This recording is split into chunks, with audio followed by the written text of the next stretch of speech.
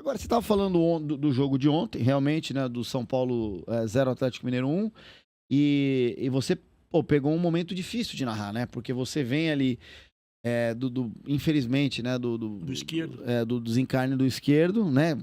Horas antes, a gente falar, nem Sim. um dia, nem um dia antes. Menos de um dia. Na minha opinião, tá? Na minha opinião, do humorista Rudy Landucci, esse jogo não deveria ter acontecido ontem. Na minha opinião, é a minha opinião. Nem quero saber a sua pra você não se envolver nisso aí. Mas aconteceu. Eu acho que pro jogador do São Paulo devia estar um momento muito. Eu até achei o São Paulo um pouco abaixo em algum momento ontem. O São Paulo é um time muito aguerrido. Cara, ninguém é robô aqui, né? A gente não tá jogando, não é FIFA o bagulho. Sim. Mas enfim, você fez um texto muito bonito na hora que os times estão entrando. Sim. Aquilo foi escrito, foi pensado ou foi na hora? Cara, é muito louco isso. Porque a gente fica pensando o seguinte, qual o tom que você vai usar numa transmissão dessa, sendo que menos de uma semana o esquerdo caiu naquele campo, né? O jogo ia começar 9h30, ele caiu 9h39. E um dia antes ele tinha morrido a 200 metros ali do Morumbi, que o Einstein ali muito perto, ao lado, né? Então, o que fazer? Né? E aí, o que eu fiz? Tem certas coisas que eu não escrevo. Algumas eu escrevo para não demorar muito, enfim. Então, ali eu escrevi, mas não sabia em que momento que eu ia usar. Tá. Eu aprendi uma coisa com o maravilhoso Silvio Luiz. O Silvio falava o seguinte, 1 minuto de silêncio é 1 minuto de silêncio. Então você não tem que falar na hora do minuto de silêncio, né? Você tem que respeitar.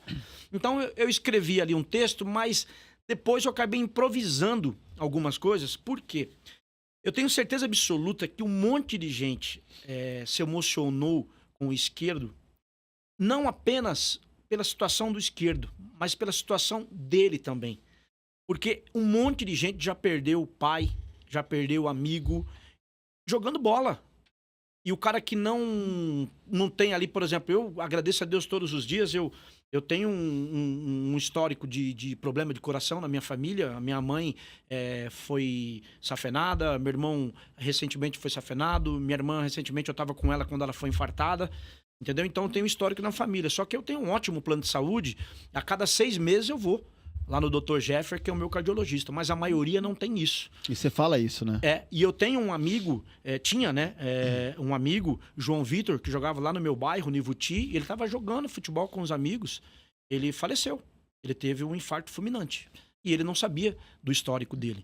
Então, vem coisas de Deus, sabe? Você escreveu ali, mas você, não posso ser piegas, não posso querer aparecer, não quero lacrar, entendeu? Porque perfeito. a maioria dos textos que eu ponho, então, que eu solto, cara, eu não escrevo, que nem já, se você quiser, eu falo da homenagem da minha mãe, entendeu? Porque eu não escrevi sobre a morte da minha mãe, e o combinado era, eu com meus irmãos, de não falar absolutamente nada, apenas de narrar em homenagem a minha mãe.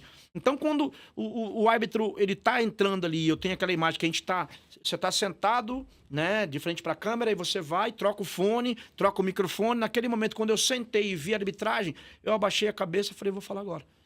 Aí eu comecei a falar. E aí, até o corte ali, ele não tá... quando eu peguei, o corte estava um pouquinho adiantado. Porque eu falo ali, muitas pessoas acham que eles são super-heróis.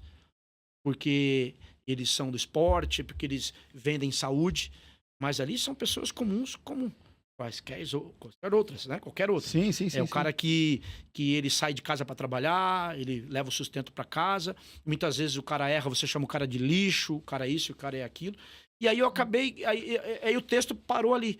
Só que aí me veio na cabeça os meus amigos que faleceram, e eu falei, pô, e quantas pessoas que não têm plano de saúde e já infelizmente desencarnaram nesse período, né? Nesse momento de estar correndo, de estar participando de um evento. De um lazer. De um lazer. E por que eu disse isso?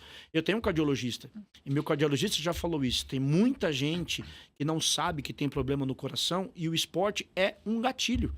O esporte é um gatilho. O cara não sabe que ele tem arritmia, ele vai lá, joga, pum, dependendo da arritmia, o cara morre. Então, acabei me sensibilizando, tal. Pô, fechei o olho ali, lembrei dos meus irmãos. Foi bonito que você falou, cara. Pra você ter uma ideia, cara, eu vivo isso em casa, né? O meu irmão, o Otoniel,